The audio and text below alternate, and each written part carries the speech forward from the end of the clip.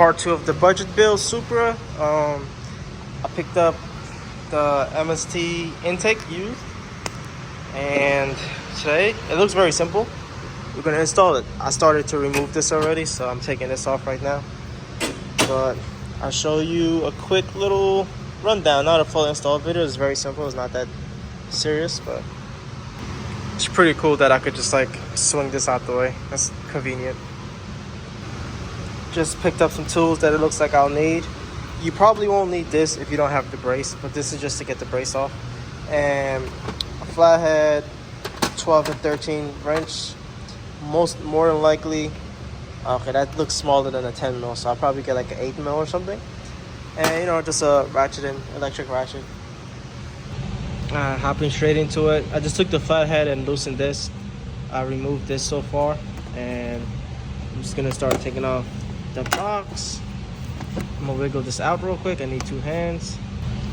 Just pull up on this part, this section right here. Pull up, and this whole thing should remove, no problem. This is what you should have left in the meantime. I will be taking this off, I believe, it looks like. Yeah, I gotta mock it up and try to see. Looks like the downpipe is gonna be super simple to change. I could reach everything from right here. So that's pretty good. The V-band is right there. Little turbo is right here.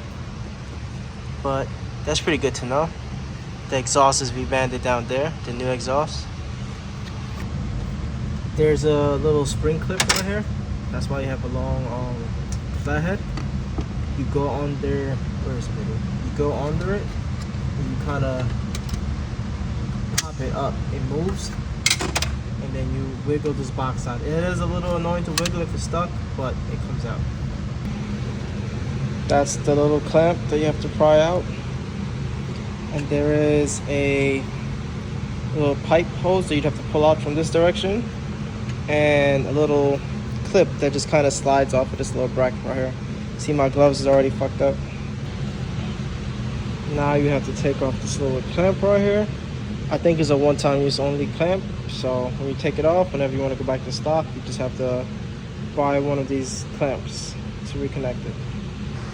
It's pretty frustrating that you have to take this whole thing out just to get this clamp out, but if you could manage to like pry it out from down there, do that, because you have to reinstall this anyways. So it'd just be easier if this could just stay there and you just take off the clamp. So that's back in. It clicks back in with the little retainer spring clip, and this actually came off, but this kind of just slides back in just like that. You couldn't see that because this was in the way. Anyways, it slides in just like that. It just slips on. The little PVC pipe thing just pushes in and clips in. It's very simple. And now I get to the intake section. Being that this is a used intake, all my stuff was kind of pretty much put together already. But you gotta take the silicone cup, the clamp, and reclamp it onto this section where we took off the old intake from. I'm gonna take these dumbass gloves off.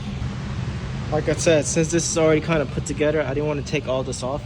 But I'm pretty much trying to wiggle it into the hole, whatever it's called, and let it mount on these brackets right there. Not brackets, little soft cushions. And then this has to slide under this screw. So you have to undo this and pretty much loosen that screw up to slide this inside of it. Now you just gotta remove the sensor on this side, put it on the new one, and just connect the sensor, and you're pretty much finished. You reconnect the sensor. At first I thought I didn't have the right, like the guy forgot to give me the hardware, but the stock hex bolts are right. It's just like, it just feels like it doesn't want to fit, but once you start threading it, it actually goes in pretty smooth. It's just a little restriction to it though. But then you just plug in the sensor after that, and that should be it, whichever direction it plugs into. Look at that, BMW tags all over. And just like that, it's finished. Reinstall the strut bar, or the brace, the harness brace. But that's it. It's pretty decently simple. You will get scratched on your hand or whatever trying to reach down there, but it's not that bad.